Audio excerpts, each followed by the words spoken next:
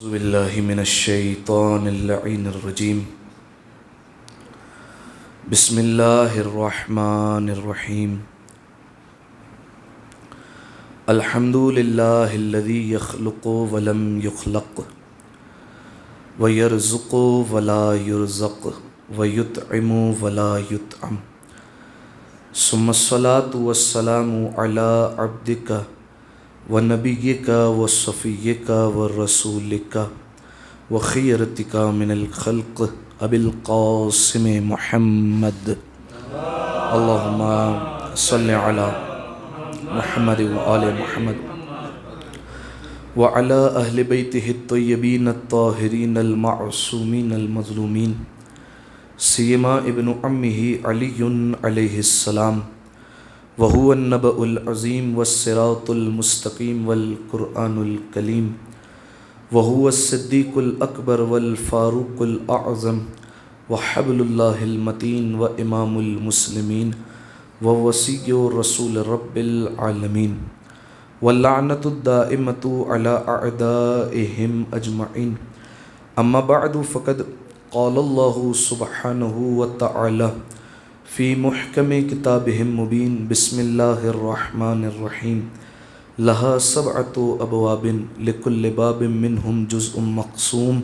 صلوات على محمد وآل محمد. اللهم صل على محمد وآل محمد.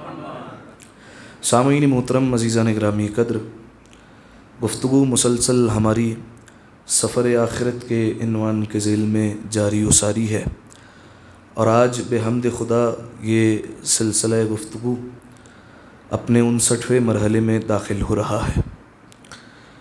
سامعین محترم، اس موضوع کو منتخب کرنے کا مقصد اور بارہا اس موضوع پر زور دینے کا مقصد فقط اور فقط اتنا ہے کہ مجھ سمیت جتنے بھی سامعین ہیں وہ اپنی کچھ نہ کچھ حد تک اصلاح کر سکیں۔ اہل بیت علیہ السلام کی بارگاہ میں جب پہنچے تو سرخرو ہو کر پہنچے، اور ہم میں سے انشاءاللہ کوئی بھی ایسا نہ ہو کہ جب سفر آخرت پر ہمارا پہلا قدم ہو تو ہمیں کف افسوس ملنے پڑے یا حسرت کے آنسو بہانے پڑے، اور کوئی یہ کہتا ہوا ملے کہ کاش دنیا میں کچھ حاصل کر لیا ہوتا تو یہاں پر نہ ہاتھ ملنے پڑتے، نہ اہل بیت علیہ السلام کی بارگاہ میں شرمندہ ہونا پڑتا۔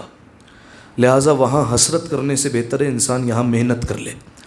اگر وہاں پر حسرت سے بچنا چاہتے ہیں تو یہاں پر محنت کرنی پڑے گی، اور یقیناً وہ افراد کامیاب اور کامران ہے کہ جو اس دنیا میں رہتے ہوئے اپنے سفر آخرت کو بہتر بنا سکتا ہے۔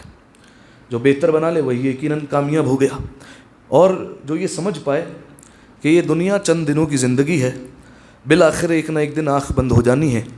جو ساتھ رہنے والے ہیں وہ ساتھ چھوڑ جانے والے ہیں، جس مکان میں رہنے والے ہیں وہ مکان کچھ بھی نہیں بلکہ ایک چھوٹے سے زمین کے نیچے مکان میں رہنا ہے۔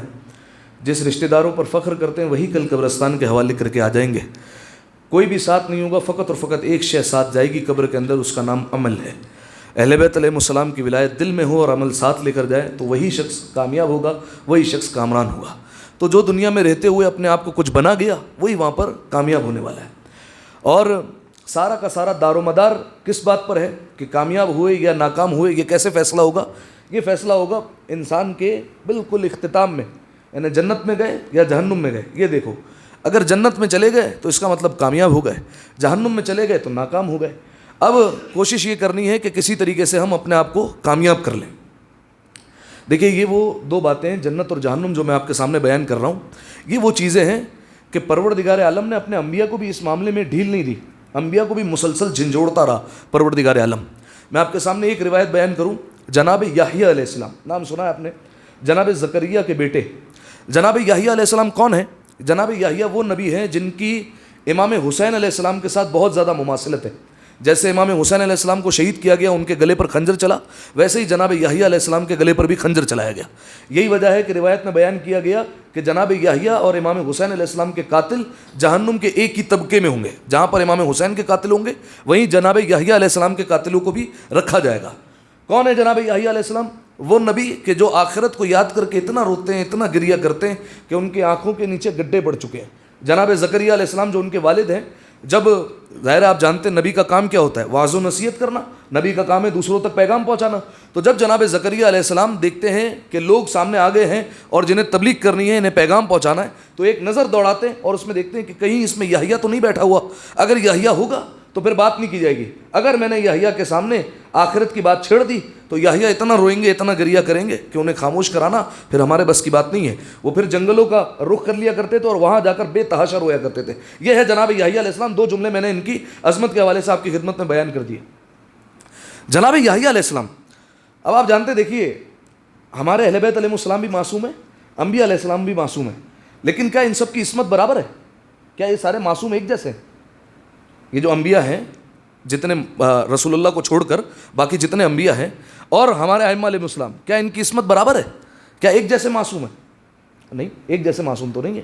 اگرچہ عصمت کبریٰ کے درجے پر فائز ہے، لیکن آپ کو اہل بیت علیہ السلام کی زندگی میں ایک بھی ترک اولیٰ نہیں ملے گا۔ ٹھیک ہے، ترک اولیٰ کسے کہتے ہیں؟ تو سمجھتے ہیں نا آپ، ترک اولیٰ کسے کہا جاتا ہے؟ اگر کسی کو نہیں پتا تو اس کے لیے بیان ہو جائے، ترک اولیٰ کسے کہتے ہیں؟ کس چیز کا نام ہے ترک اولیٰ؟ ہاں کیا کہہ رہے ہیں؟ وسیلہ؟ نہیں، ترک اولیٰ الگ ہے۔ نہیں، والدین کی نافرمانی تو کرنا گناہ ہے۔ ترک اولیٰ کسے کہتے ہیں؟ کیا کہہ رہے ہیں رفسان بھائی؟ نہیں کیا ہو تو بہتر ہے، وہ تو صحیح بات ہے، نہیں کیا ہو تو بہتر ہے، لیکن کہتے کسے ہیں ترک اولیٰ؟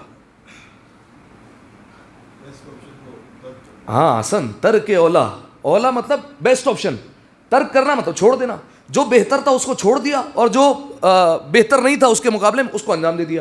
ایک مثال دے دیتا ہوں، آپ سب انشاءاللہ، ہم سب انشاءاللہ کربلا کی زیارت پر چلے جائیں، ٹھیک ہے؟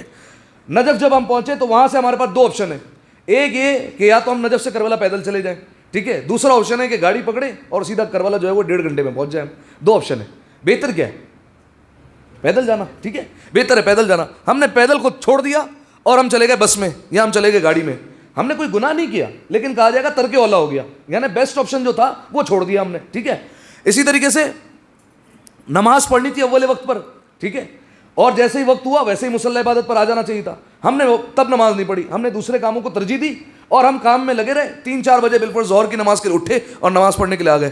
تو کیا ہم نے کوئی گناہ کیا؟ نہیں، گناہ نہیں کیا، لیکن آپ سے ترک اولیٰ ہو گیا، آپ کے لیے جو بہتر تھا آپ نے بیسٹ آپشن کو چھوڑ دیا، اس کو کہتے ہیں ترک اولیٰ۔ ہمارے یہاں اس پر کوئی پکڑ دکڑ نہیں ہے، لیکن اگر انبیاء علیہ السلام میں سے کسی سے ترک اولیٰ ہو جائے تو پھر وہاں پر پروردگار عالم کی طرف سے کوئی نہ کوئی جو ہے وہ بات ہوتی ہے تاکہ نبی کو جو ہے وہ جھنجھوڑا جائے کہ یہ ترک اولیٰ تم سے نہیں ہونا چاہیے تھا، کیونکہ تمہیں ہدایت کے لیے بھیجا گیا، یہ تم سے جو ہے وہ بنتا نہیں تھا یہ فعل۔ جیسے بالفرض جناب آدم علیہ السلام وہ درخت کے قریب چلے گئے، کیا ان کو جانا چاہیے تھا؟ حرام نہیں تھا جانا، چلے گئے، ترک اولیٰ ہو گیا، لیکن پروردگار عالم نے کیا کیا؟ جنت سے نکال دیا، عذاب تو ملے گا، ٹھیک ہے، کیونکہ آپ نبی ہیں، آپ سے یہ فعل نہیں ہونا چاہیے تھا۔ اسی طریقے سے جناب یوسف علیہ السلام گھوڑے پر بیٹھے رہے، والد کے احترام میں اترے نہیں، اترنا چاہیے تھا، نہیں اترے، گناہ کیا؟ نہیں، گناہ تو نہیں کیا، لیکن جو ہے وہ ترک اولیٰ ہو گیا، ہاتھ سے نبوت کا نور نکل گیا، عذاب تو ملے گا آپ کو کسی چیز کا جو ہے وہ کوئی نہ کوئی بھگتنا تو پڑے گا، کوئی صلہ جو ہے وہ آپ نے بھگتنا تو ہے، ٹھیک ہے۔ اسی طریقے سے جناب سلیمان علیہ السلام دنیا کی جو ہے وہ پروردگار عالم سے طلب کر لی کہ مجھے دنیا پر حکومت چاہیے، نبی ہو کر دنیا پر حکومت مانگ رہے ہیں، ترک اولیٰ ہوا، لیکن جو ہے وہ یہ کیا گناہ ہوا؟ نہیں، گناہ تو نہیں ہوا، البتہ ایک جو ہے وہ فعل آپ کو بھگتنا پڑے گا، وہ کیا کہ جب سارے انبیاء جنت میں جا رہے ہوں گے تو آپ کو سب سے آخر میں جنت میں جانے ملے گا، آپ سب سے آخر میں لگیں گے قطار میں، ٹھیک ہے، جناب سلیمان علیہ السلام۔ اسی طریقے سے جناب یوسف علیہ السلام نے ایک دن شیشے میں کھڑے ہوئے تو اپنے آپ پر فخر کر دیا کہ کتنا حسین ہوں میں، ٹھیک ہے، یہ حسن پر فخر کرنا کوئی جو ہے وہ برائی نہیں ہے، لیکن جو ہے وہ اس طریقے سے حسن پر فخر کیا کہ مجھ جیسا کوئی نہیں ہے، یہ جب فخر کیا ترک اولیٰ ہو گیا۔ اب آپ کو زندان تو جانا پڑے گا، ٹھیک ہے، آپ زندان میں جائیے، زندان میں رہیے، وہاں پر نبی ہو کر ہونا کیا چاہیے تھا کہ پروردگار عالم سے دعا مانگتے کہ مجھے یہاں سے نکلنے کا کوئی وسیلہ مل جائے۔ آپ سب مووی دیکھ چکے ہیں، جناب یوسف علیہ السلام نے ایک بندے سے کہا ذرا بادشاہ سے سفارش کر دینا مجھے یہاں سے نکلوا دے، آپ کو اللہ سے کہنا چاہیے تھا، آپ کا بنتا نہیں تھا کہ آپ جو ہے وہ کسی بندے سے کہیں، ترک اولیٰ ہو گیا، مزید زندان کی سال کی سزا بڑھا دو، ٹھیک ہے، اور زندان میں رکھا جائے گا آپ کو۔ تو خیر یہ آپ کو ترک اولیٰ جو ہے وہ انشاءاللہ سمجھ میں آ گیا ہوگا۔ جناب یحییٰ علیہ السلام، ان سے بھی ایک ترک اولیٰ ہوا، وہ کیا؟ جناب یحییٰ علیہ السلام نے ایک دن پیٹ بھر کے کھانا کھا لیا، ٹھیک ہے، جو کہ ہم روز کھاتے ہیں۔ اب روایت اگر آپ اٹھا کر دیکھیں گے اہل بیت علیہ السلام کی تو روایت میں منع کیا گیا کہ پیٹ بھر کر کھانا نہ کھاؤ، کیوں؟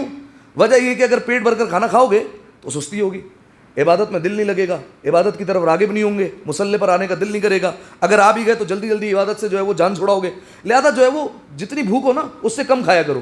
اس طریقے کی روایتیں ہیں ہمارے پاس کہ اگر جو ہے وہ بالفرض جس کو ہم کہتے ہیں نا مال پر آیا پیٹ تو اپنا ہے، ٹھیک ہے، اگر آپ کھا رہے ہو، نیازوں کا موسم چل رہا ہے نا اس لیے کہہ رہا ہوں، ٹھیک ہے، اگر کھا ہی رہے ہو جا کر کھاؤ، بسم اللہ، کوئی مسئلہ نہیں ہے، لیکن جو ہے وہ جب کھا رہے ہو تو روایت کے جملے پیٹ میں 1/3 جگہ چھوڑ دینا، 1/3 کھانے سے بھرو، 1/3 پانی سے بھرو اور 1/3 خالی چھوڑ دو تاکہ سانس لینے میں آسانی تو ہو، اتنا نہ بھر لو کہ تمہیں سانس لینے میں بھی جو ہے وہ دشواری ہونے لگے، ٹھیک ہے۔ تو اب یہ روایت جو ہے وہ اس طرح اشارہ کرتی ہے کہ پیٹ بھر کر انسان کو نہیں کھانا چاہیے، اسی لیے اس کو علماء نے لکھا کہ یہ مکروہ ہے، بعض علماء نے مکروہ لکھا، بعض علماء نے اس کو مذموم لکھا کہ مذمت کی گئی، نہیں کھانا چاہیے اسے۔ جناب یحییٰ علیہ السلام نے ایک دن پیٹ بھر کے کھانا کھا لیا، اب جب پیٹ بھر کے کھانا کھایا تو واجبات تو انجام دے چکے تھے، جب سونے کے لیے بستر پر آئے تو آنکھ لگ گئی، اور جو روزانہ پروردگار عالم کے لیے اذکار پڑھا کرتے تھے سوتے ہوئے بستر پر وہ نہیں پڑھے، ٹھیک ہے، اور آنکھ لگ گئی، صحیح ہے۔ اب دیکھیے یہ کوئی گناہ ہے؟ نہیں، گناہ تو نہیں ہے، رات کو آپ اذکار پڑھیں بستر پر، بہت اچھی بات ہے کہ آپ سورہ اخلاص پڑھیں، آپ وضو کر کے جائیں، آپ تسبیحات اربع پڑھیں، آپ جو ہے وہ جناب سیدہ کے قاتلوں پر لعنت بھیجیں، آپ درود پڑھیں، اپنے مرحومین کے لیے فاتحہ پڑھیں، پھر آپ سوئیں، یہ جو ہے وہ اچھی بات ہے، لیکن آپ نے نہیں پڑھے تو آپ نے کوئی گناہ تو نہیں کیا۔ جناب یحییٰ علیہ السلام چونکہ نبی ہے، پیٹ بھر کر کھانا کھایا اور سو گئے، جب سوئے تو پروردگار عالم نے دیکھا کہ آج یحییٰ نے ذکر نہیں کیا، جو روزانہ ذکر کرتے تھے اللہ کا، آج وہ ذکر نہیں آیا ہم تک، تو پروردگار عالم نے وہی بھیج دی جناب یحییٰ تک۔ یحییٰ، عجیب سوال دیکھیے گا، یحییٰ کیا ہم سے بہتر کوئی دربار مل گیا ہے تمہیں؟ ہم سے اچھا کوئی دربار مل گیا ہے؟ جناب یحییٰ نے کہا معاذ اللہ، پالنے والے تجھ سے بہتر کس کا دربار ہو سکتا ہے؟ کہا یحییٰ پھر مجھ سے بہتر کوئی ہمسایہ مل گیا ہے تمہیں، کوئی اچھا ساتھی مل گیا ہے؟ کہا نہیں پالنے والے، تو اس طریقے سے مجھ سے سوال کیوں کر رہا ہے؟ مجھے کوئی نہ ہمسایہ ملا ہے، نہ تجھ سے بہتر کوئی ہمسایہ ہو سکتا ہے، نہ تجھ سے بہتر کسی کا دربار ہے۔ کہا یحییٰ جو ذکر روزانہ کرتے ہو آج نہیں کیا، بھول کیوں گئے آج؟ اب جناب یحییٰ علیہ السلام نے سوچا، اب ذہن میں آیا اور فوراً کہا، بات ہو رہی ہے کہ جنت اور جہنم پر پروردگار عالم نے جناب یحییٰ جیسے نبی کو بھی جھنجھوڑا ہے، سنیے، جناب یحییٰ علیہ السلام کو کہا آج ذکر کرنا بھول گئے؟ کہا پالنے والے بھولا نہیں تھا، دراصل پیٹ بھر کے کھانا کھا لیا تھا اور مجھے اپنی کوتاہی سمجھ میں آ گئی، آئندہ ایسا نہیں ہوگا۔ اب پروردگار عالم نے یہاں پر کہا یحییٰ اگر تمہیں میں جنت کی اطلاع دے دوں نا، یہ جو تم روزانہ اذکار پڑھتے ہو اس پہ تمہیں کچھ نہ کچھ ملتا ہے، اگر تمہیں میں جنت کی اطلاع دے دوں نا کہ جنت ہے کیا، اور تمہیں پتہ چل جائے کہ جنت کتنی بڑی نعمت ہے، تو یہ تمہارا بھی جسم ہے نا یہ بھی پگھل جائے گا، اور یہ جو تمہاری روح موجود ہے نا جسم میں، فرمایا یہ روح جلدی سے تمہارا جسم چھوڑ کر جنت کی طرف بڑھ جائے گی، شوق جنت میں کہ جنت اتنی عظیم نعمت ہے، جنت کو جو ہے وہ چلی جائے گی تمہاری روح، اور تمہارا جسم یہیں پڑا کا پڑا رہ جائے گا اور پگھل جائے گا۔ اچھا اگر تمہیں جہنم کی اطلاع دے دوں نا تو تم رونے لگو گے اور تمہاری آنکھوں سے آنسو کے ساتھ ساتھ پیپ بھی بہنے لگے گا، جہنم ایسی جگہ ہے۔ اور اگر جہنم اور جنت کے بارے میں تمہیں مکمل خبر دے دوں، فرمایا تم یہ جو لباس پہنتے ہو نا یہ لباس پہننا چھوڑ دو گے، اس کی جگہ لوہا پہنو گے۔ یہ جو پروردگار عالم نے باتیں کی جناب یحییٰ علیہ السلام کو فوراً اپنی جو ہے وہ، اب غلطی تو ہم جو ہے وہ اپنی زبان میں کہیں گے، نبی سے کوئی غلطی نہیں ہوتی، جو ترک اولا ہوا وہ سمجھ میں آ گیا، فوراً پروردگار عالم سے معافی مانگی اور پروردگار عالم سے کہا کہ آئندہ یہ جو ہے وہ ترک اولا مجھ سے نہیں ہوگا، اور جناب یحییٰ علیہ السلام نے اس روش کو ترک کر دیا، پیٹ بھر کے کھانا جو ایک دن ہو گیا تھا اس کو ترک کر دیا۔ لیکن سمجھانے کا مقصد یہ جو پوری روایت بیان کی یہ اس وجہ سے بیان کی کہ جنت اور جہنم جیسے ہم بھلا بیٹھے ہیں، جو ہمیں تذکرہ جو ہے وہ سننا پسند نہیں ہے، تعداد جو ہے وہ دلیل ہے اس بات پر، ہمیں سننا پسند نہیں ہے جنت اور جہنم کا تذکرہ، ٹھیک ہے، کہ جنت جو ہے وہ جہنم کتنا سنیں گے، کتنا تذکرہ سن لیں، ٹھیک ہے، کتنا جو ہے وہ جہنم کے عذاب کا بتایا جائے گا اور کتنا جنت کی نعمتوں کے بارے میں بتایا جائے گا، اس کو چھوڑو۔ یا جو ہے وہ ہم کسی حرام کام کی طرف بڑھ جاتے ہیں فوراً سے اور جہنم کا تذکرہ بھلا بیٹھے اور پروردگار عالم کا خوف جو ہے وہ دل میں نہیں آتا، صحیح ہے، یہ کیوں ہوتا ہے؟ کیونکہ ہم جنت اور جہنم کو بھلا بیٹھے۔ آپ ذرا انصاف سے بتائیے، پروردگار عالم یہ دو اتنی عظیم چیزیں ہیں کہ پروردگار عالم اس میں نبیوں کو معافی نہیں دیتا، ٹھیک ہے، تو ہم اور آپ انسان ہیں، عام انسان، ہمیں کیسے معافی دے دے گا کہ تم ان دونوں کو بھلا بیٹھو اور غفلت کی زندگی گزر بسر کرو؟ یہ کیسے ہو سکتا ہے؟ کیسے جو ہے وہ ہمیں اس میں رعایت مل سکتی ہے؟ ایک دفعہ صلوات عطیہ کریں مل کر بآواز بلند، اللہم صلی علی محمد علیہ محمد، جزاکم اللہ، سلامت رہیے۔ اب سامعین محترم، یہ بات ہو رہی تھی ہماری کہ جو جنت میں گیا، جس کا اینڈ جنت پہ ہوا وہ کامیاب ہے، اور جس کا اینڈ جہنم پہ ہو گیا وہ ناکام ہے۔ اب ہماری جو گفتگو ہو رہی تھی وہ آپ کی خدمت میں مسلسل ان باتوں کو بیان کیا جا رہا تھا کہ کس طریقے سے انسان اپنے آپ کو جہنم سے بچا لے۔ کچھ چیزیں بتائی تھی، کچھ حرام کام تھے کہ جن کے انجام دہی پر طے شدہ بات ہے کہ انسان جہنم میں جائے گا، تو ان کو چھوڑ دے تو جہنم سے بچ جائے گا، اور کچھ اعمال ایسے تھے کہ ان کو کر لے تو جہنم سے اس کا بچاؤ ہو جائے گا۔ آج فقط 3 چیزیں آپ کی خدمت میں بیان کرتا ہوں اور پھر بات ختم جہنم کے حوالے سے، کہ جس سے انسان بچ سکتا ہے۔ پہلی چیز وہ ہے کثرت سے تسبیحات اربع پڑھنا، ٹھیک ہے۔ تسبیحات اربع کیسے کہتے ہیں ابراہیم بھائی؟ آسن. اس کو تسبیحات اربع اس لیے کہتے ہیں کیونکہ اس میں 4 تسبیح ہے. ٹھیک ہے, سبحان اللہ والحمد للہ ولا الہ الا اللہ واللہ اکبر, یہ 4 تسبیح اس لیے اسے کہتے ہیں تسبیحات اربع. یہ تسبیحات اربع کے بارے میں عجیب روایتیں ہیں, میں ایک دو آپ کے سامنے پڑھتا ہوں. تسبیحات اربع کے متعلق کہا گیا کہ یہ جہنم کے مقابلے میں ڈھال کا کام کرتی ہے. ڈھال کسے کہتے ہیں؟ ڈھال سمجھتے ہیں کسے کہا جاتا ہے؟ جنگی آلات کچھ ہوتے ہیں, جنگ میں تلوار استعمال ہوتی ہے, نیزہ استعمال ہوتا ہے, تیر استعمال ہوتا ہے. اس میں ایک استعمال ہوتا ہے پروٹیکٹ کرنے کے لیے جس کو شیلڈ کہتے ہیں, یہ ڈھال کہتے ہیں. انسان اپنے بچاؤ کے لیے استعمال کرتا ہے. یہ تسبیحات اربع ڈھال کا کام کرے گی قیامت کے دن. پیغمبر اکرم اپنے صحابیوں کے ساتھ جا رہے تھے. پیغمبر اکرم نے اپنے اصحاب سے کہا اپنی اپنی ڈھال اٹھاؤ. سارے کے سارے صحابہ پریشان ہو گئے, دائیں بائیں دیکھنے لگے. یا رسول اللہ جنگ کے میدان میں تو ہے نہیں, ہم تو ایسے ہی راستے میں سفر کر رہے ہیں اور آپ کہہ رہے ہیں ڈھال اٹھا لو. یا رسول اللہ کیا ہم کہیں جنگ پہ جا رہے ہیں؟ رسول اللہ نے کہا کہ نہیں, اپنے بچاؤ کے لیے نہیں میں کہہ رہا, دنیا میں بچاؤ کے لیے نہیں کہہ رہا, آخرت کے بچاؤ کے لیے کہہ رہا ہوں. یا رسول اللہ آخرت میں کس چیز سے بچاؤ کے لیے؟ فرمایا ولاکن من النار, فرمایا میں جہنم کی بات کر رہا ہوں, جہنم کی آگ سے اپنے آپ کو بچا لو. یا رسول اللہ جہنم کی آگ ایسی ہے کہ وہ جو ہے وہ باہر نکل کر لوگوں کو پکڑے گی, کیا جہنم کے خلاف بھی کوئی چیز ڈھال بن سکتی ہے؟ رسول اللہ نے کہا ہاں. کہا وہ کیا ہے؟ فرمایا قولوا سبحان اللہ والحمد للہ ولا الہ الا اللہ واللہ اکبر, یہ کثرت سے کہا کرو. تو یہ جو ذکر ہے یہ تمہارے لیے ڈھال بن جائے گا قیامت کے دن. یعنی کیا مطلب؟ روایت کے جملے پیغمبر اکرم فرماتے ہیں کہ جب انسان قیامت کے میدان میں پہنچے گا تو یہ جو ذکر ہوگا تسبیحات اربع, آپ جانتے ہیں قیامت کا میدان وہ ہے کہ جس دن ہر چیز مجسم ہو جائے گی. ٹھیک ہے, تو یہ ذکر بھی مجسم ہو کر انسان کے سامنے آ جائے گا. جہنم کی طرف بڑھ بھی رہا ہوگا تو یہ جہنم کی طرف جانے نہیں دے گا, انسان کو روک لے گا وہیں پر. ٹھیک ہے, کتنی عظیم چیز ہے. ایک چھوٹا سا ذکر ہے لیکن کام کتنا بڑا ہے کہ جہنم کی آگ سے انسان کو بچا لے گا. یہ ذکر جب میدان قیامت میں آئے گا تو روایت کے جملے اس کا اتنا عظیم پروٹوکول ہوگا کہ دائیں بائیں آگے پیچھے فرشتے ہی فرشتے ہوں گے اور اس کو اس عالم میں لے کر آئیں گے کہ یہ جو شخص پڑھتا تھا تسبیحات اربع پڑھنے والا تھا, اس کے ساتھ یہ نور رہے گا اور اس کی جہنم سے حفاظت کرنے والا ہے. یہ تسبیحات اربع کے بارے میں روایت میں ملتا ہے. ٹھیک ہے, اور ایک یہاں پر ایک اور روایت بیان کر دوں تسبیحات اربع کے اعتبار سے, وہ یہ کہ روایت کے جملے کہ اگر کوئی انسان نماز کے بعد 30 مرتبہ تسبیحات اربع پڑھ لے, ٹھیک ہے, تو ایک تو دل نورانی ہوتا ہے اور ساتھ ہی ساتھ جس دن پڑھا ہے اس دن کوئی ناگوار حادثہ نہیں ہوگا اس کے ساتھ, کوئی بھی ناگوار حادثہ اس کے ساتھ پیش نہیں آئے گا. ٹھیک ہے, اب وہ چاہے کسی بھی اعتبار سے ناگواری ہو, انسان پروردگار عالم پر بھروسہ رکھتے ہوئے اس ذکر کو پڑھے 30 مرتبہ, کوئی بھی ناگوار حادثہ نہیں دکھے. اور ایک اور فائدہ, کبھی بھی اسے بری موت نہیں آئے گی. بری موت کسے کہتے ہیں؟ بری موت کہتے ہیں بالفرض کہیں پر گئے, آگ لگ گئی, مر گئے, چھت گر گئی, ٹھیک ہے, یا جو ہے وہ زمین بوس ہو گئے, کہیں پر ڈوب کے مر گئے.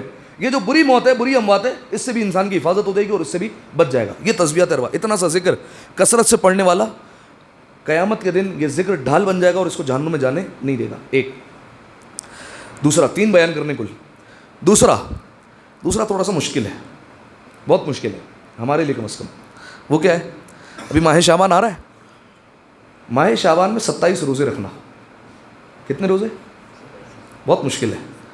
مولانا صاحب رمضان ہمارا مان گزرتا ہے, ہم ماوی کے لیے ترس جاتے ہیں, ماوے کو دیکھ دیکھ کے ہم جو ہے وہ زبان ہماری ترس جاتی, کب کھانے ملے گا. اذان ہوتی نہیں ہے, ہمارا ماوا ہاتھ میں ہوتا ہے. آپ مولانا صاحب کہہ رہے ہیں شعبان میں 27 روزے, میں نہیں کہہ رہا ہوں ابھی آپ رکھیں, ابھی رکھ لیں تو بہت اچھی بات ہے, لیکن زندگی میں ایک مرتبہ رکھ لیں 27 روزے, بس ایک مرتبہ. فائدہ بتاؤں کتنا بڑا ہے. فائدہ یہ ہے کہ جو ماہ شعبان میں 27 روزے رکھ لے, چاہے زندگی میں کبھی بھی ایک مرتبہ 27 روزے رکھ لے, فرمایا اس کے نام کا پرمٹ جاری ہو جاتا ہے. ٹھیک ہے, آزادی کا پروانہ لکھ کر دے دیا جاتا ہے, یہ بندہ جہنم میں نہیں جا سکتا, ختم.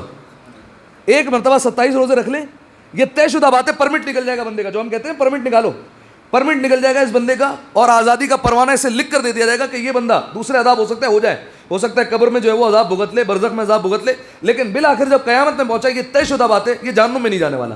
شعبان میں اگر 27 روزے رکھ لیے, زندگی میں کبھی ایک مرتبہ رکھ لیں, آزادی کا پروانہ جو ہے وہ ہاتھ میں آ جائے گا. ٹھیک ہے, کہ یہ انسان جہنم میں کبھی بھی نہیں جا سکتا. یہ دوسرا عمل ہو گیا. اچھا, تیسرا عمل جو ہے وہ ہمارے اختیار میں نہیں ہے, ایسے ہی میں آپ کے سامنے بیان کر دیتا ہوں, ہو سکتا ہے ہم میں سے کوئی ہو یا جو ہے وہ ہمارے رشتہ داروں میں سے کوئی ایسا ہو. یہ اس لیے بیان کر رہا ہوں, دیکھیے کچھ چیزیں اگر پروردگار عالم نے دنیا میں لی ہے نا ہم سے, تو اس کا آخرت میں ازالہ ہے, کمپنسیشن ہے. بالفرض ہم دیکھتے ہیں کہ بالفرض اس دنیا میں کوئی ایسا انسان ہے جس کا ہاتھ نہیں ہے, ٹھیک ہے, اب وہ محروم تو ہے نا ایک نعمت سے, لیکن وہ یہ نہ سمجھے کہ جو ہے وہ پروردگار عالم نے مجھے دوسرے لوگوں کی طرح جو ہے وہ نعمت سے نوازا نہیں. آخرت میں اس کو جتنا ملے گا نا, وہ دوسرے لوگ دیکھتے رہ جائیں گے اس کو اتنا مل گیا. ٹھیک ہے, اس کا کمپنسیشن اتنا ہے. کسی کی اگر آنکھیں نہیں ہیں نا, کسی کی ایک آنکھ نہیں ہے, تو اس کو اتنا بڑا کمپنسیٹ ملے گا وہاں پر کہ لوگ حیران رہ جائیں گے کہ اتنا بڑا کمپنسیشن, اتنی نعمتیں اس کو مل رہی ہے آخرت میں, فقط ایک آنکھ نہیں تھی اس بات پر. ٹھیک ہے, اتنا ازالہ ہوگا جو پروردگار عالم نے جس نعمت سے محروم رکھا ہے. ٹھیک ہے, تو یہ چھوٹی چھوٹی چیزیں جو پروردگار عالم نے ہم سے لی ہوئی ہے دنیا میں, اس کا وہاں پر ازالہ ہے. انہی میں سے ایک چیز ہے جو روایت میں عجیب بیان ہوئی، وہ یہ کہ اگر کوئی ایسا انسان ہو جس کے 3 نابالغ بچے دنیا میں مر گئے، ٹھیک ہے، 3 کوئی ہوتا ہے نا بھائی کہ بالفرض جو ہے وہ اولاد نہیں ہو رہی، اور 3 جو ہے وہ نابالغ بچے دنیا میں آنے سے پہلے یا دنیا میں آتے ہی جو ہے وہ مر گئے، 3 بچے. روایت کے جملے ہیں یہ شخص جو ہے وہ اطمینان سے جو ہے وہ پل صراط سے گزر جائے گا، اس کو جہنم کا کوئی خوف کرنے کی ضرورت نہیں ہے. پروردگار عالم کہے گا کیونکہ بچپنے میں اس کے جو ہے وہ، یعنی جب اس کے بچے بچپنے کی حالت میں تھے تب اس کے بچے جو ہے وہ لے لیے گئے، اور اب جب یہ قیامت کے میدان میں آیا تو اب اس کے باپ کے لیے خوشخبری یہ ہے کہ اس کا باپ جو ہے وہ جہنم میں نہیں جا سکتا. ٹھیک ہے، اب بشرط یہ کہ وہ بشرط وہ شروط جیسے ہم کہتے ہیں امیر المومنین کی ولایت اور اہل بیت علیہ السلام کی ولایت لے کر پہنچاؤ، وہ ساری اپنے مقامات پر. لیکن جو ہے وہ اگر کوئی ایسا بندہ ہے کہ جس کے 3 نابالغ بچے دنیا میں چلے گئے تو یہ طے شدہ بات ہے، اس کو جہنم میں نہیں جانا. ٹھیک ہے. اچھا یہ بھی یاد رکھیے گا کہ اگر بچپنے میں کوئی بچہ دنیا سے چلا جاتا ہے اس کا عجیب مقام ہے. بعض روایتوں کے مطابق جناب سارہ سلام اللہ علیہ، جناب ابراہیم کی زوجہ، وہ تربیت کرتی ہیں. ٹھیک ہے، ان کی زیر نگرانی تربیت ہوتی ہے. ایک روایت کے مطابق کہ جب بچہ دنیا سے جاتا ہے تو دیکھا جاتا ہے کہ یہ جو نابالغ بچہ ہے اس کا ذرا رشتہ دار تلاش کرو، کوئی رشتہ دار مل جائے، ٹھیک ہے، اس رشتہ دار کے حوالے کر دو کہ یہ تمہاری آج سے تربیت میں رہے گا، اب سے تمہاری جو ہے وہ ذمہ داری اس کی تربیت کرو، یہ تمہارے ساتھ رہے گا. اور اگر کوئی رشتہ دار نہیں ملتا ہے تو پھر کون پرویش کرتا ہے پتہ ہے؟ جناب سیدہ، صلوات پڑھیں مل کر بآواز بلند، اللہم صلی علی محمد. روایت کے جملے بھائی، جناب سیدہ پرورش کرتی ہیں، جناب سیدہ کی زیر نگرانی سارے امور طے پاتے ہیں، اور جب کوئی رشتہ دار آ جاتا ہے عالم برزخ میں تو پھر جو ہے وہ اس کے حوالے کر دیا جاتا ہے. ٹھیک ہے، تو 3 نابالغ بچے اگر دنیا سے چلے گئے تو پھر یہ وہ شخص ہے کہ جس کو جہنم میں نہیں جانا اور اطمینان سے گزر جائے گا پل صراط سے. اچھا اب آئیے یہاں پر رک کر یہ سارے وہ باتیں بیان کر دی کہ جو ہے وہ اگر یہ کام کر لیے تو انسان جہنم سے بچ جائے گا، کچھ کاموں سے بچ گیا تو جہنم سے اس کی نجات ہو جائے گی. اب آئیے سوال، کیا مؤمنین، کیا صاحبان ایمان، کیا جن کے دل میں امیر المؤمنین کی محبت ہے، کیا جن کے دل میں اہل بیت علیہ السلام کی محبت ہے، وہ جہنم میں جا سکتا ہے؟ یہ میرا سوال ہے، بتائیے. جا سکتا ہے؟ کیا سب جائیں گے؟ نہیں، ایسا تو نہیں. یاد رکھیے گا ایک بات تو طے شدہ بات ہے، بہت مشکل ہے کہ جہنم میں جائے، بہت مشکل ہے. ٹھیک ہے، اس کی وجہ کیونکہ چھٹے امام سے کسی نے پوچھا تھا مولا آپ کے جتنے شیعہ ہیں یہ کہتے ہوئے نظر آتے ہیں کہ امام نے فرمایا کلکم فی الجنہ، آپ سب کے سب جنت میں رہیں گے. مولا یہ سچ ہے؟ مولا نے کہا ہاں بالکل سچ ہے، لیکن میں بس ان کی برزخ سے ڈرتا ہوں، بس برزخ کو اچھا سنوار لے، برزخ کو سدھار لے، جہنم سے ہم شفاعت کر دیں گے. ٹھیک ہے. یاد رکھیے گا اگر ایک اہل بیت علیہ السلام کا چاہنے والا گناہ کرتا ہے تو حتی الامکان کوشش ہوتی ہے کہ دنیا میں جو ہے وہ اس کا جبران کر دیا جائے، اس کو سزا دے دی جائے، بات ختم کر دی جائے. ٹھیک ہے، اس کو دنیا میں ہی پاک کر دو. ٹھیک ہے، کاروبار میں لاس ہو گیا، چلتے چلتے پیر میں پتھر لگ گیا، چھوٹے چھوٹے بہانے بتا رہا ہوں، بستر پہ پڑ گیا، بخار آ گیا، ٹھیک ہے، کوئی جو ہے وہ بیماری ہو گئی، یہ ساری کی ساری وہ چیزیں جو گناہوں کا کفارہ بنے گی. ٹھیک ہے، حتی الامکان کوشش کرو دنیا میں آزاد کر دو، پاک کر دو اسے، جب مرے تو پاکیزہ ہو کر آئے. ایک بات ٹھیک ہے، یہ جو ہم کہتے ہیں نا یہ کئی دن تک جو ہے وہ ایک بندہ 27 دن تک 28 دن تک 40 دن تک بستر پر پڑا ہوا ہے اور 40 دن پر موت آ گئی. ٹھیک ہے، وہ بندے وہاں پر کھڑے ہو کر دعا کر رہے ہیں اللہ ہمیں جو ہے وہ ایسے محتاجی کی زندگی نہ دے. حضور آپ کیا دعا کر رہے ہیں آپ یہ؟ ٹھیک ہے، امام محتاجی کی زندگی نہ دے. یہ جو شخص جو ہے وہ بھگت رہا ہے یہ بعید نہیں کہ اپنے گناہوں کا کفارہ ہو اس کا. ٹھیک ہے، اور آپ کہہ رہے ہیں کہ ہمیں جو ہے وہ موت آ جائے، وہ بغیر جو ہے وہ ہمیں بتایا وہ اس طریقے سے اچانک سے موت آ جائے. ٹھیک ہے، ہمیں جو ہے وہ کسی کی محتاجی نہ کرنے پڑے، ہمیں ہاسپٹل میں لینا نہ پڑے. یہ آپ جو ہے وہ اپنے اس طریقے سے دعا نہیں کر سکتے کہ آپ جو ہے وہ نعمت کو جو ہے وہ گویا چھیننے کی دعا کر رہے ہیں. یہ نعمت ہے پروردگار عالم کی کہ دنیا میں جو ہے وہ سارا جبران ہو گیا. ٹھیک ہے، حتی الامکان کوشش ہوتی ہے دنیا میں عذاب سے نجات دے دو. اگر دنیا میں پاک نہیں ہوا تو اب ملک الموت کو حکم دیا جاتا ہے اب ذرا سختی سے روح نکالو اس کی. ٹھیک ہے، اب تھوڑا سختی سے روح کھینچنا اس کی. اس وقت کوشش کی جاتی ہے اس کو پاک کر دو. ٹھیک ہے، اس وقت بھی پاک نہیں ہوا. اب جب جنازہ جا رہا ہے اس وقت اس کو خوف زدہ کیا جائے گا، وحشت زدہ کیا جائے گا کہ قبر میں اتارا جانا والا ہے، اب تجھے اس طریقے سے خوف دیا جائے گا، ہو سکتا ہے وہاں پر پاک ہو جائے. اچھا قبر میں جو ہے وہ وہاں تک بھی پاک نہیں ہوا، اب قبر میں جو ہے وہ ہو سکتا ہے کچھ عذاب ہو جائے، فشار قبر. ٹھیک ہے، کہ قبر کی دیواریں جو ہے وہ جگہ سے ملنا شروع ہو جائے، منکر و نکیر جس حالت میں ہے تو وہ وحشت زدہ صورتوں میں ہے. یہ سارے کے سارے چیزیں کہ ان کے گناہ جو ہے وہ دھل رہے. اب قبر میں بھی بالفرض پاک نہیں ہوا، اتنا گنہگار ہے. اب بات آ جاتی برزخ کی. برزخ میں تو عرصے سے رہنا نا، ابھی جو ہے وہ بالفرض کو انسان چلے جائے تو کب تک رہے گا؟ قیامت تک. یا جناب آدم کے زمانے سے جو گیا وہ اب تک کہاں ہے؟ برزخ میں، عذاب تو بھگت رہا ہے. تو ہو سکتا ہے برزخ میں کلیئر ہو جائے، برزخ میں جو ہے وہ گناہ معاف ہو جائے. برزخ میں بھی کلیئر نہیں ہوا، اب قیامت میں ہو سکتا ہے رسوائی کا سامنا کرنا پڑے، اسے گھسیٹ کر لایا جائے، اسے بالفرض جو ہے وہ دوسرے پروٹوکول جو مومنین کو دیے جا رہے ہیں وہ نہ دیا جائے، اسے قیامت کے میدان میں کھڑے کھڑے جو ہے وہ گرمی کا سامنا کرنا پڑے. کئی طریقے کے عذاب ہے قیامت کے میدان میں جو میں آپ کی خدمت میں بیان کر چکا ہوں. ہو سکتا ہے انہی عذاب کے ذریعے سے پاک کر دیا جائے، جانے دو. اچھا پھر بھی پاک نہیں ہوا، پھر بھی ایک آپشن بچتا ہے کہ پروردگار عالم کی رحمت کی نظر ہو جائے، ٹھیک ہے جانے دو یار، اس کو ختم کرو. یا اہل بیت علیہ السلام شفاعت کر دے کہ پالنے والے بہت عذاب بھگت لیا، اب اس کو جنت میں جانے دے اس کو، ٹھیک ہے، یہ بھی ہو سکتا ہے۔ اب آخری آپشن بچتا ہے اہل بیت علیہ السلام نے شفاعت نہ کی، اس کے بعد کچھ نہیں، ٹھیک ہے۔ وہ ایک جو ہے وہ میں نے جیسے آپ کی خدمت میں بیان کیا تھا، کئی گناہ ایسے، لیکن ایک گناہ نماز کو حقیر سمجھنا، یہ نماز کو حقیر سمجھنا کہ چھٹے امام نے اپنی وصیت میں کہہ دیا۔ دیکھیے غور کیجئے، ایک تو امام، پھر امام کا لقب صادق، پھر وصیت میں کہہ رہا ہے، اور کیا کہہ کر جا رہا ہے؟ یاد رکھنا اگر نماز کو حقیر سمجھا تو ہماری شفاعت سے محروم ہو جاؤ گے، ٹھیک ہے۔ اب یہ وہ گناہ ہے کہ جہاں اہل بیت علیہ السلام شفاعت نہیں کر رہے، اب انسان کو جو ہے وہ جہنم میں ڈالا جائے گا، ٹھیک ہے۔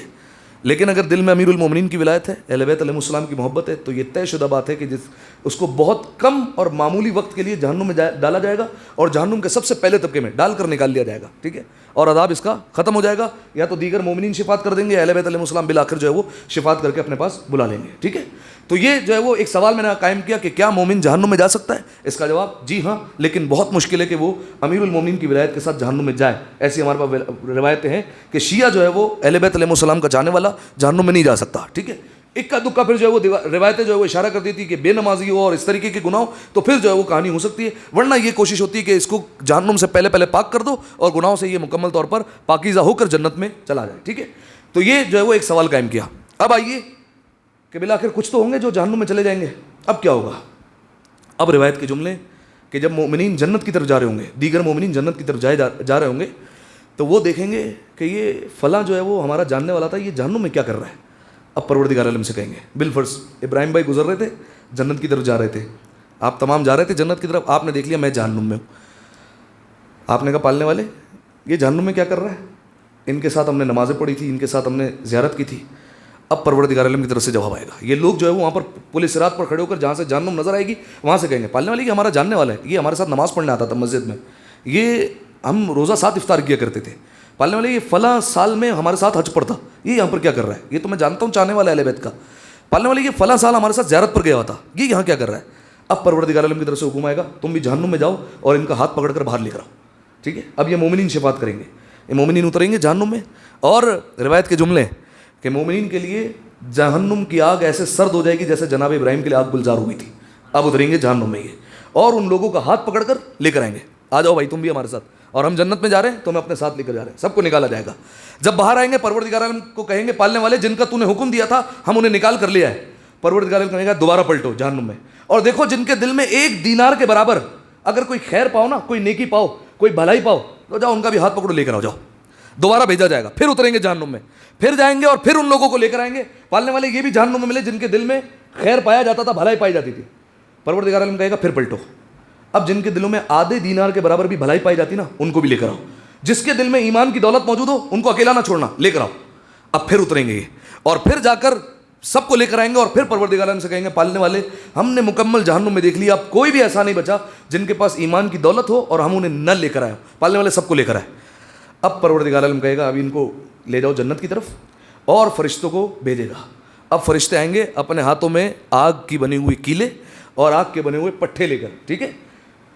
اب حکم دیا جائے گا دروازے بند کر دو اور دروازوں پر یہ کیل اور پٹھے مار دو، اب یہاں سے کوئی باہر نہیں آ سکتا، اب کافرین، مشرکین، منافقین، ظالمین، اس میں ہمیشہ ہمیشہ کے لیے رہنے والے، اب یہاں سے کوئی نہیں آئے گا۔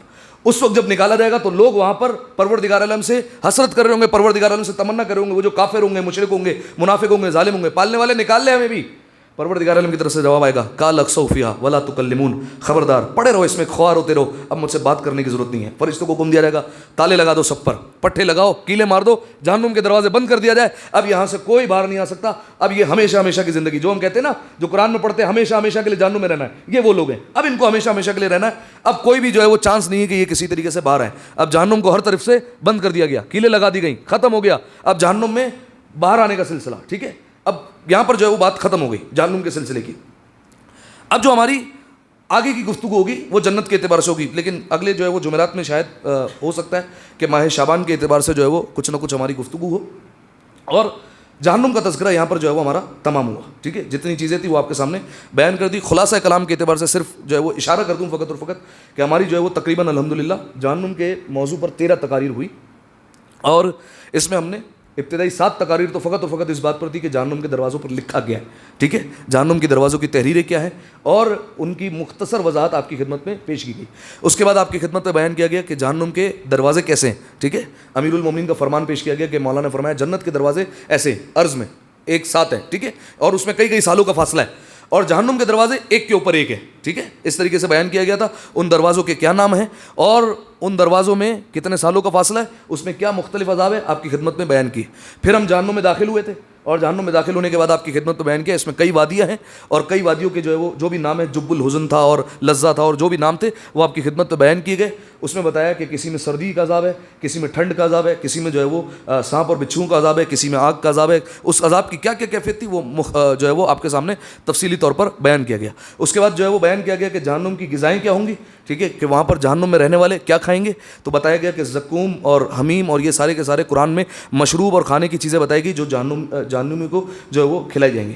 اس کے بعد آپ کی خدمت میں بیان کیا کہ کون سی ایسے گناہ ہیں جو انسان کو طے شدہ بات ہے کہ جہنم میں لے کر جائیں گے، اگر وہ انسان نہ کرے تو جہنم سے بچ جائے گا، اور پھر وہ اعمال کون سے ہیں کہ جن کو اگر کر لے تو پھر جو ہے وہ انسان جہنم سے بچ سکتا ہے، ٹھیک ہے۔ یہ جو ہے وہ مختصر آپ کے سامنے تفصیل بیان کر دی 13 تقاریر میں، اور بیان کر دیا کہ جب مومنین سارے کے سارے باہر آ جائیں گے اور ایک بھی جو ہے وہ اہل بیت علیہ السلام کا چاہنے والا جہنم میں باقی نہیں رہے گا اور سب باہر آ جائیں گے، جس کے دل میں ایمان کی دولت ہوگی سب باہر آ جائیں گے، اب پروردگار الحکم دے گا فرشتوں کو کہ اب دروازوں کو بند کر دیا جائے، اس پر کیلیں مار کر اس کو لاک کر دو، اب یہاں سے جو ہے وہ کوئی بھی باہر نہیں آ سکتا، ٹھیک ہے۔ یہ جہنم کا تذکرہ ہمارا یہاں پر مکمل ہو گیا۔ اب جو ہے وہ ہماری اگلے نشست میں دیکھتے ہیں انشاءاللہ ماہ شعبان کے اعتبار سے گفتگو تھی، یا جو ہے وہ اگر ارادہ ہوا تو سفر آخرت پر گفتگو کریں گے۔ اگلی گفتگو ہماری فقط اور فقط جنت کے باہر ہوگی، ٹھیک ہے، جنت میں داخلے کی، کہ جنت میں انٹر کیسے ہوں گے لوگ اور کیا جو ہے وہ مناظر ہوں گے، انشاءاللہ حوریں لینے آئیں گی آپ کو وہاں پر، تو پھر جو ہے وہ بات کریں گے کہ جو ہے وہ استقبال کی کیا تیاریاں ہوں گی، اور وہاں پر ارشد بھائی مسکرا لیں، آپ ملیں گے آپ کو بھی حوریں، تو جو ہے وہ جنت کے باہر جو ہے وہ کیا تیاریاں ہوں گی، کس طریقے سے جو ہے وہ اہل بیت علیہ السلام کے ماننے والوں کو جشن ہوگا، سب سے پہلے کون جنت میں جائے گا، ٹھیک ہے، اور جو ہے وہ کس کے سب سے پہلے جو ہے وہ داخلہ ہوگا، ان کے ساتھ ساتھ کون جائے گا، یہ ساری کی ساری انشاءاللہ جو ہے وہ تفصیل اب جو ہے وہ تھوڑی دلچسپ ہو جائے گی۔ جہنم کو پہلے ہی اس لیے بیان کیا کہ اگر کوئی ڈرنے والا ہو تو تھوڑا سا ڈر جائے، اس کے بعد انشاءاللہ جو ہے وہ تھوڑا سا خوش ہو جائے کہ جنت میں جو ہے وہ کیا کیا ہوگا۔ انشاءاللہ جو ہے وہ پروردگار عالم سے دعا کرتے ہیں پالنے والے ہماری اس عبادت کو اپنی بارگاہ میں قبول فرما، تمام گناہ صغیرہ اور کبیرہ کو معاف فرما۔ میرے مالک تجھے واسطہ ہے اہل بیت علیہ السلام کا، ماہ رجب کی عظمت کا واسطہ ہے میرے مالک، جتنے سامعین یہاں پر تشریف فرمائے ہیں، جتنے سامعین سننے روزانہ آتے رہتے ہیں میرے مالک، اب سفر آخرت کی تیاری کرنے کی توفیق عطا فرما میرے مالک، ہم سب کا خاتمہ بالخیر فرما میرے مالک، سب کو جنت میں اعلیٰ مقام اہل بیت علیہ السلام کے ساتھ عطا فرما، جہنم سے سب کو نجات عطا فرما، زیادہ سے زیادہ نیک اعمال اور برے اعمال سے بچنے کی توفیق عطا فرما، زمانے کے امام کے ظہور میں تعجیل فرما، ہمیں ان کے اعوان و انصار میں شمار فرما، تمام دعاؤں کی قبولیت کے لیے، اپنی صحت و سلامتی کے لیے، تمام مومنین کی صحت و سلامتی کے لیے مل کر ایک دفعہ بآواز بلند صلوات پڑھ دیں۔ اللہ